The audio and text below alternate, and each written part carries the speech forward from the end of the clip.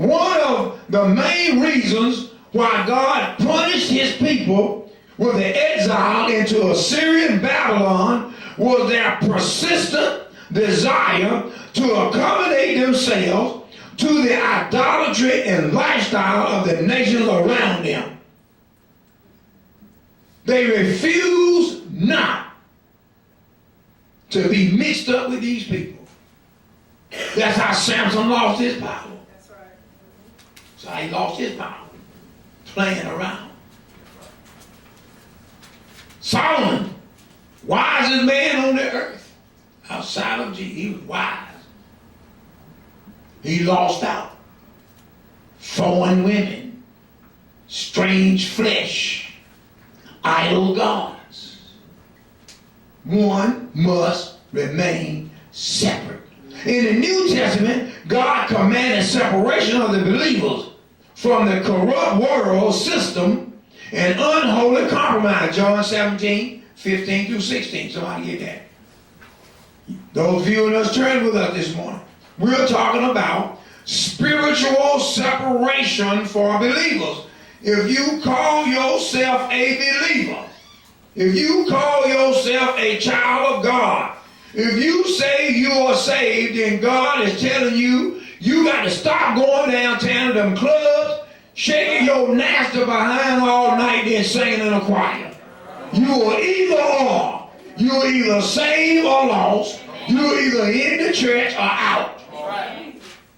Either or. You're on your way to heaven or on your way to hell. It ain't the two. St. John chapter 17, read.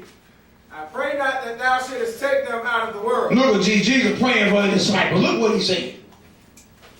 St. John chapter 17. Look what Jesus said when he was praying for the brethren.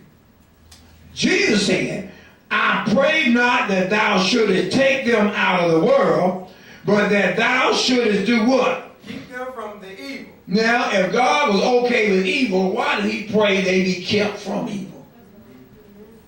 Jesus told Peter, he said, the devil wanted to sift you like wheat, but I prayed for you.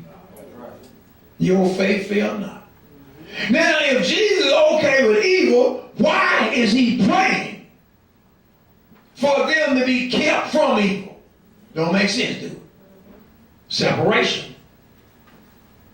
I pray that thou shouldest keep them from the evil.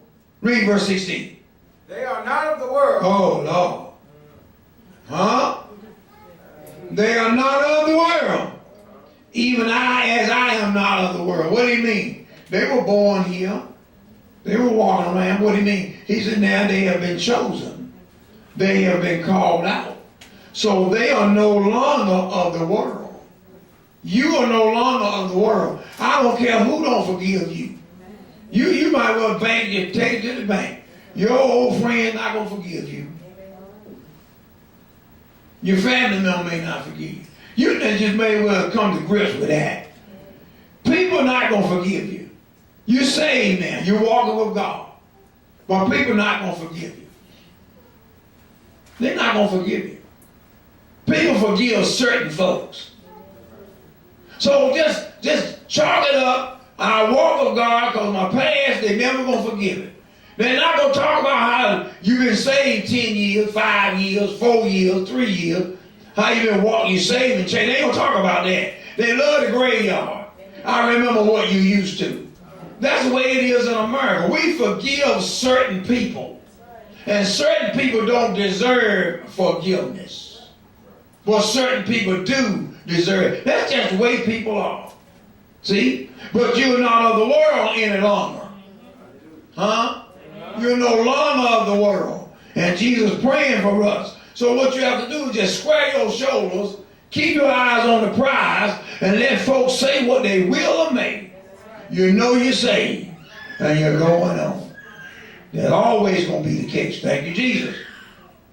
So he said, keep them from evil. They are not of the world, even as not I am not of the world. Thank you, Jesus. Now let's move along to 2 Timothy. This here now. Separation of the believer from the corrupt system and unholy compromise. God, 2 Timothy 3, 1 through 5. Listen, what are you getting that? God is telling us we cannot compromise. Huh? We cannot compromise. What do you mean compromise? You can't stop people from doing what they're doing, your family member, nobody else. But you cannot endorse. Compromise. You can't endorse it. I got relatives been married 2 or 3 times. I'm not mean to them. I can't give them that's they in it, not me. But I'm not going to endorse it. I'm not going to say it's okay. See, to say it's okay means you endorse it. I'm not going to say it's okay. You don't know my opinion, you better leave that alone. Just don't strike that conversation. Then you can be mad with it. So I say, oh, man, well, since you brought it up, no, that ain't yours. That next. In the story. You ain't got to fight and fuss with people. If the conversation comes up, no, she's not yours. The first one you said, I do it, it's yours. That's right. And that ain't nothing personal. And we still okay, right? We eat dinner today, right? You need to fall out. That's my position, you in your position, I'm in mine. In the story, we're not going to fight and fuss about it. But you asked a question, so I gave you the answer in the story. Thank you, Jesus. So we cannot compromise system and unholy compromise. 2 Timothy 3, 1 through 5. What does the Bible tell us? Those viewing us, turn with us, read. This know also, that in the last days perilous times shall come. Paul told the church, listen, separation. But in the last days, God told us what the condition of church people was going to be like. Church folks. Yeah, them suit wearing, prayer cloth wearing, and long skirt wearing, necktie wearing folks. In the church on Sunday morning with their Bible in there. Paul let us know what the condition was going to be like. He said there's going to be a great falling away. So why y'all think it's strange because folks leave? The book said it's going to happen. It's going to be a great falling away first. That means folks tired of living holy, tired of living right, done sat down and made an evaluation and the word, somehow the devil convinced them, just go back and taste a little more of the word. You can always get back. I mean, he really sell that lie, and folks really buy it. Well, I ain't gone from the church. You are gone. See what people get mad. You are gone. You backslid. Don't even come here with me with that. You don't walk away from God except you done backslid. What you leave on? Tell them, what you going to eat? Fight for what? People ain't honest. They're not honest. You just backslid. And you walked away. No, you didn't backslide. You walked away. People are walking away, listen, every day. Not only from here, from churches, true churches, all over the globe. People are walking away. Because the Bible said so. They don't give heed to seducing spirits and doctrines of devils. And here Paul again writing to this young preacher, Timothy, telling this young preacher the condition people are going to find themselves in the church. This is the truth. That's why God is calling for separation. Whosoever will, let him come. Whosoever will. Thank you, Jesus.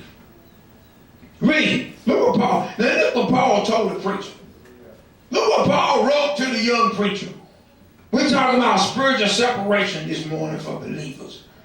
Look what Paul, he said in the New Testament, God commanded separation of the believers. A, from the corrupt world system and unholy compromise. Come out from that mess.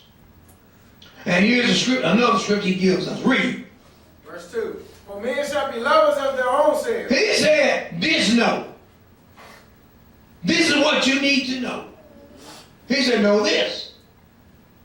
That in the last days, and we are in the last days, all this spiritual compromise